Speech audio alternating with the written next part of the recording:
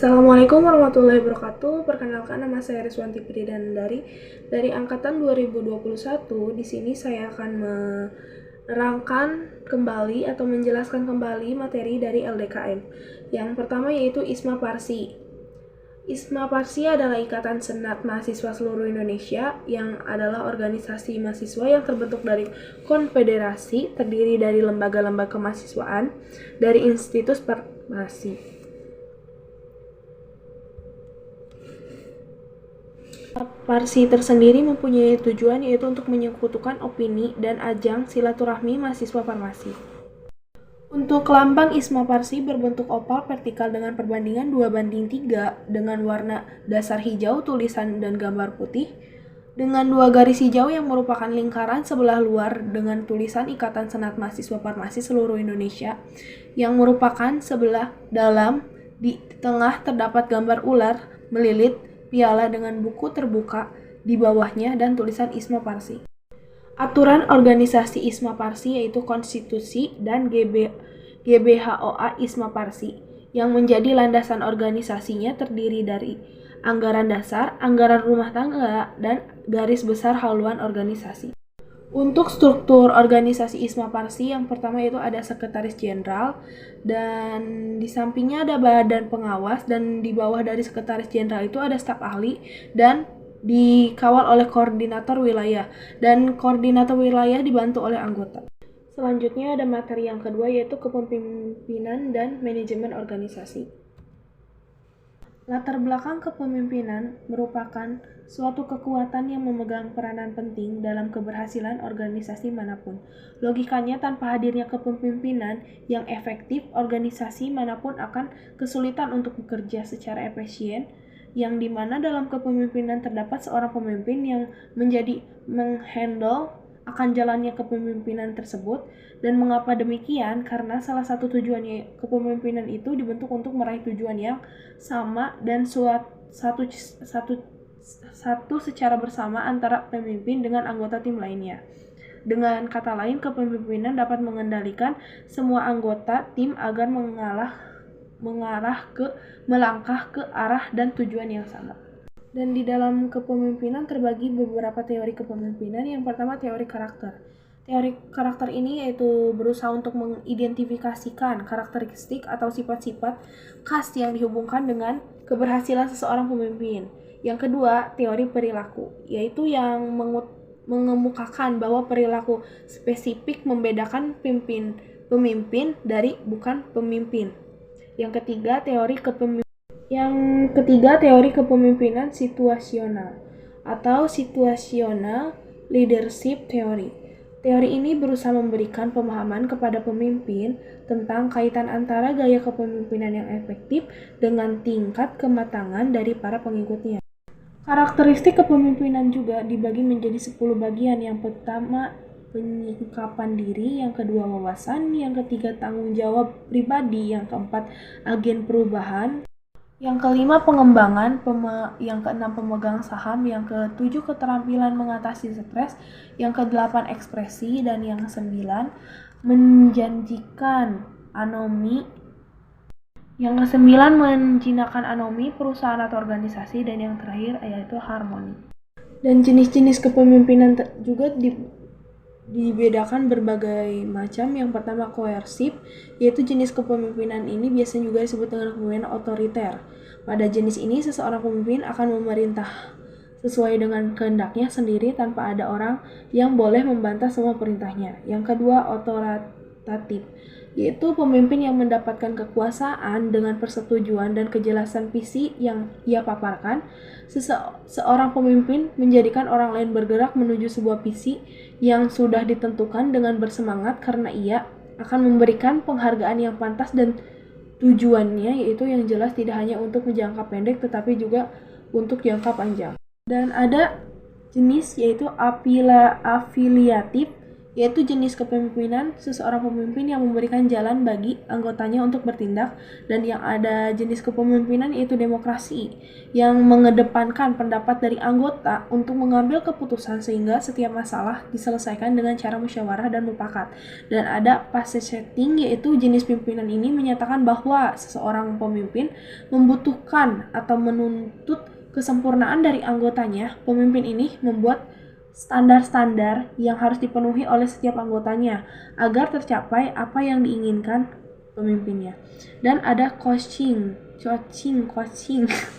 Coaching yaitu pemimpinan ini hampir sama dengan kepemimpinan passage setting karena pemimpin ini juga menuntut kesempurnaan dari anggotanya. Akan tetapi jenis ini pemimpin menuntut anggotanya untuk berkembang sesuai dengan kemampuan dan bakat yang dimiliki masing-masing anggotanya tanpa ada standar yang harus dipenuhi. Dan kepemimpinan juga mempunyai fungsi yang pertama perencanaan, memandang ke depan, pengembangan loyalitas, fungsi pengawasan, mengambil keputusan, dan memberi motivasi. Yang selanjutnya ada materi dari manajemen organisasi. Manajemen bisa diartikan dengan pemrograman atau cara perencanaan terhadap sesuatu. Dan organisasi dapat diartikan ke dalam suatu perkumpulan dengan tujuan tertentu. Dan manajemen organisasi dapat didefinisikan sebagai suatu perencanaan pada suatu perkumpulan untuk mencapai tujuannya. Dan fungsi manajemen organisasi yang pertama yaitu planning, lead controlling, organizing, motivation, staffing, dan time management. Manajemen juga mempunyai tujuan yang penting. Yang pertama itu membentuk koordinasi yang baik dan menetapkan kinerja yang efektif dan membuat lingkungan yang nyaman. Untuk materi selanjutnya itu pengembangan potensi mahasiswa. Apa itu mahasiswa? Mahasiswa yaitu mahanya itu bisa diartikan dengan siswanya yaitu pelajar. Jadi mahasiswa dapat didefinisikan yaitu terpelajar. Apa peranan mahasiswa? Peranan mahasiswa secara teori yaitu agen perubahan, pengontrolan sosial, penerus bangsa, dan moral force. Peran seorang mahasiswa farmasi itu bagaimana? Yang pertama kontribusi sama dengan artinya berprestasi. Kontribusi pada siapa? Yaitu yang pertama orang tua, kampus, dan diri sendiri. Apa itu farmasi? Farmasi berasal dari kata pharmakon yang merupakan bahasa Yunani yang berarti racun dan obat. Ruang lingkup farmasi yaitu yang pertama bidang industri, bidang klinis, pemerintahan, pengawasan obat dan makanan, dan bidang akademik dan komunikasi. Bagaimana ruang lingkupnya pada bidang industri? Yaitu pemasaran produk, riset, dan pengembangan produk, pengendalian kualitas produk, dan administrasi dan manajemen. Dari bidang industri ini yaitu administrasi, pemeriksaan pembimbing, dan pengendalian. Dan dari bidang kliniknya yaitu pemberian informasi obat, penggunaan obat, dan pemantauan obat sesuai dengan tugas tridharma perguruan tingginya. Yang farmasi itu bekerja di lembaga pendidikan tinggi dituntut untuk juga dapat melakukan penelitian bidang farmasi. Peraturan Pemerintah Republik Indonesia Nomor 2009 tentang pekerjaan farmasi menyatakan bahwa tenaga kefarmasian adalah tenaga yang melakukan pekerjaan kefarmasian yang terdiri atas apoteker dan tenaga teknis kefarmasian atau TTK. TTK itu apa sih? Tenaga yang membantu apoteker dalam menjalani pekerjaan kefarmasian yang terdiri atas ahli media, tenaga menengah farmasi, dan sejarah farmasi. Apoteker itu apa? Sarjana farmasi yang telah lulus profesi apoteker dan telah mengucapkan sumpah jabatan. Selanjutnya penjelasan dari apa itu potensi. Potensi merupakan sebuah kemampuan dasar yang dimiliki setiap manusia yang sangat mungkin untuk dikembangkan. Dan untuk materi selanjutnya yaitu teknik persidangan Isma Parsi. Apa itu persidangan? Persidangan adalah suatu pertemuan formil antara beberapa orang guna membicarakan sesuatu permasalahan untuk melarikan keputusan. Dalam pengertian lain, persidangan juga merupakan salah satu sarana atau musyawarah dalam rangka pengembalian keputusan dengan menggunakan aturan-aturan yang jelas serta dikelola dengan manajemen yang baik. Jenis persidangan yang pertama yaitu awal sidang paripurna atau pleno, yang kedua sidang paripurna, yang ketiga sidang komisi. Sidang pleno merupakan sidang yang diikuti oleh seluruh peserta kegiatan baik anggota penuh dan anggota peninjau. Dan sidang pleno ini dipimpin oleh panitia pengarah SC atau steering komite, dan sidang pleno ini bakal membahas dan menetapkan agenda, tata tertib, dan memilih kepemimpinan pemilihan presidium sidang tetap. Untuk sidang paripurna yaitu sidang yang diikuti oleh seluruh peserta kegiatan, baik anggota penuh dan anggota peninjau, dan sidang paripurna dipimpin oleh presidium sidang tetap. Dan sidang paripurna juga mengesahkan segala ketetapan dan keputusan yang berhubungan dengan permusyawaratan. Dan sidang komisi yang diikuti oleh seluruh peserta kegiatan juga, baik anggota penuh dan anggota peninjau yang telah dibagi ke dalam beberapa komisi. Anggota tiap komisi adalah anggota penuh dan anggota peninjau. Sidang komisi juga membahas materi-materi yang menjadi tugas dari komisi yang bersangkutan. Peserta pada sidang ISMA Parsi yang pertama yaitu anggota penuh dan yang kedua itu anggota peninjau. Ada hak dan kewajibannya. Yang pertama untuk anggota penuh yaitu mentaati AAD atau ART serta peraturan yang ditetapkan oleh sidang. Yang kedua mempunyai hak suara, bicara, dan hak pilih dalam sidang. Yang ketiga, setiap anggota penuh hanya mempunyai satu hak suara. Dan untuk anggota peninjau, yang pertama mentaati AAD atau ART serta peraturan yang ditetapkan oleh sidang dan tidak mempunyai hak suara dan hak pilih. Dan yang terakhir mempunyai hak bicara dalam sidang dengan persetujuan pemimpin sidang. Pimpinan sidang terdiri dari presidium 3, presidium 1, presidium 2 atau sesuai dengan posisi duduk. Pimsid 1 yaitu memimpin sidang, Pimsid 2 yaitu membantu jalannya sidang atau menghitung suara, Pimsid 3 membantu notula rapat. Ada berbagai macam istilah dalam persidangan. Yang pertama pending, yaitu memberhentikan sidang sementara dengan menentukan alokasi waktu tanpa harus meninggalkan ruang kecuali dengan perizinan presidium sidang. Istilah dalam persidangan yang pertama itu pending, scourging, lobbying, voting, quorum, opsi, walkout, interupsi, VK.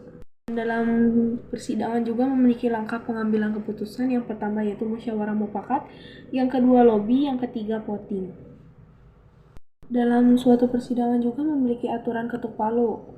Untuk satu kali ketukan yaitu menerima dan menyerahkan pimpinan sidang, mengesahkan keputusan atau kesepakatan peserta sidang poin-poin per poin atau keputusan sementara, dan mencabut kembali atau membatalkan ketukan terlebih dahulu yang dianggap keliru atau PK. Dan untuk 2 kali ketukan yaitu menghentikan sidang sementara waktu atau waktu yang cukup lama, misalnya lobbying atau scourging. Dan untuk 3 kali ketukan itu untuk membuka atau menutup sidang atau secara resmi dan mengesahkan keputusan final atau hasil akhir sidang. Dan yang keempat itu lebih dari 3 ketukan, menenangkan peserta sidang apabila forum sidang sedang tidak terkendali. Untuk materi selanjutnya yaitu 9 Star of Pharmacy. Tugas dan fungsi seorang farmasi adalah menjadi sarana pekerjaan kefarmasian, membuat dan memberitahu standar operasional, prosedur, dan sebagai distributor yang profesional. Dan keutamaan dari seorang farmasi itu yaitu dibandingkan profesi kesehatan lainnya adalah hanya seorang farmasi yang mengetahui seluk-beluk obat, farmasi mempelajari ilmu secara menyeluruh, dan farmasi memiliki peluang lapangan kerja yang sangat luas. Perkembangan yang pesat dan hingga saat ini mulai dari masa tradisional, masa klinis, masa patient oriented, dan hingga masa pharmaceutical care. Peran seorang farmasi dalam menyosong Indonesia Sehat 2025 tahun 2025 yang pertama itu farmasi berperan sebagai 9 Star of Pharmacy, menyediakan berbagai jenis sediaan obat yang memiliki nilai mutu tinggi dan berkualitas di mana nasional maupun internasional, dan memberikan pelayanan yang merata dan terjangkau kepada seluruh pasien maupun masyarakat luas. Dan strategi farmasi dalam peranan menyosong Indonesia Sehat tahun 2025 yang pertama itu melaksanakan, meningkatkan, dan mengembangkan 9 Star of Pharmacy sebagai landasan dalam menjalankan profesinya dan menentukan solusi untuk melewati setiap ancaman tantangan kefarmasian MII, dan meningkatkan dan mengembangkan secara jenis sediaan obat dengan teknologi yang sedang berkembang pesat di dunia, dan meningkatkan sikap dan perilaku profesionalisme dan bertanggung jawab. Strategi dan selanjutnya yaitu strategi seorang farmasis dalam peranan menyosong Indonesia Sehat tahun 2025. Yang pertama itu meningkatkan ilmu dan keterampilan dalam menjalankan profesinya dan menjadikan profesi farmasi sebagai profesi yang lebih menonjol dan diperhatikan di golongan masyarakat dan mengoptimalkan setiap kinerja dalam menjalankan profesinya.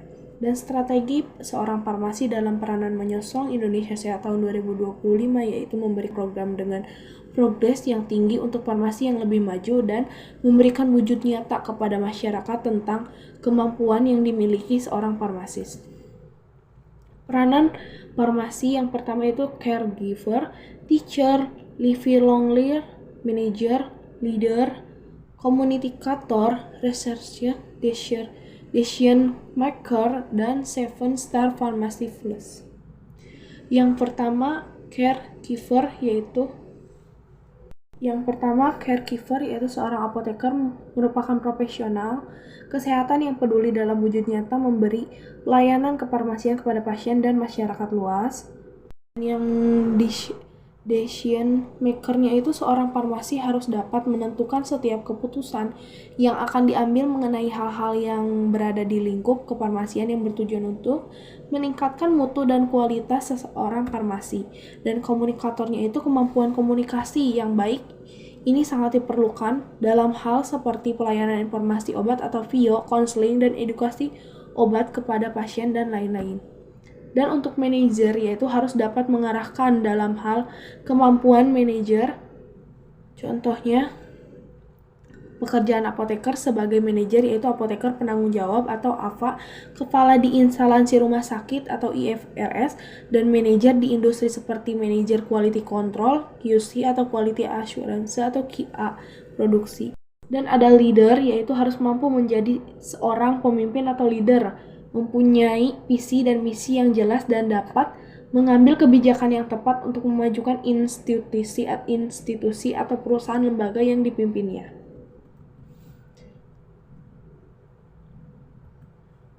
Dan yang keenam ada lifelong learner, yaitu harus selalu memiliki rasa semangat belajar karena keilmuan mengenai kesehatan di farmasi terus berkembang dari waktu ke waktu sehingga diperlukan pembaharuan mengenai pengetahuan dan kemampuan.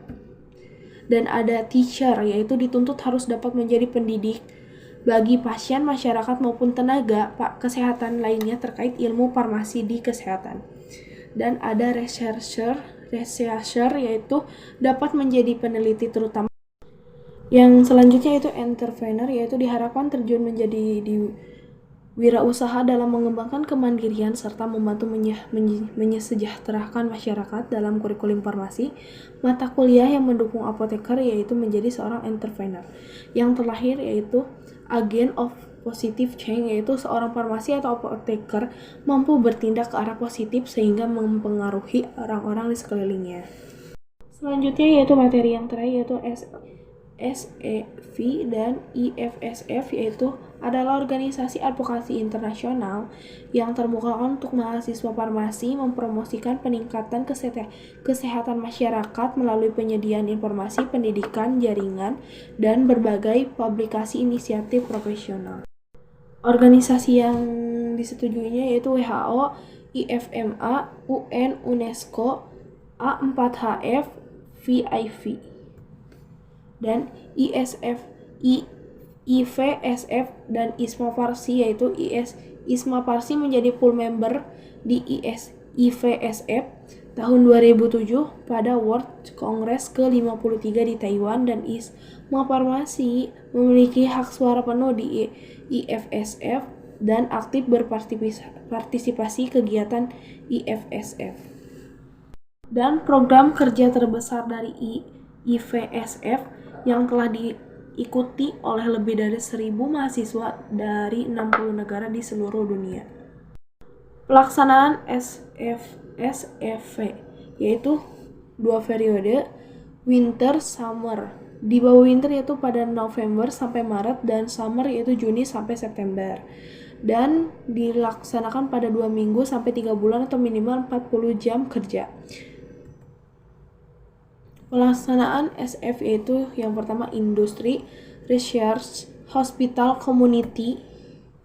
Persyaratannya yaitu yang pertama lulus LK1, dapat berbahasa Inggris secara aktif, memiliki kualifikasi dan keterampilan, minimal sedang menjalani perkuliahan di semester 5, melengkapi semua berkas yang telah ditentukan, dan memiliki paspor aktif dan menyanggupi berkontribusi SIF community dan alumni project untuk dalam story SAFE.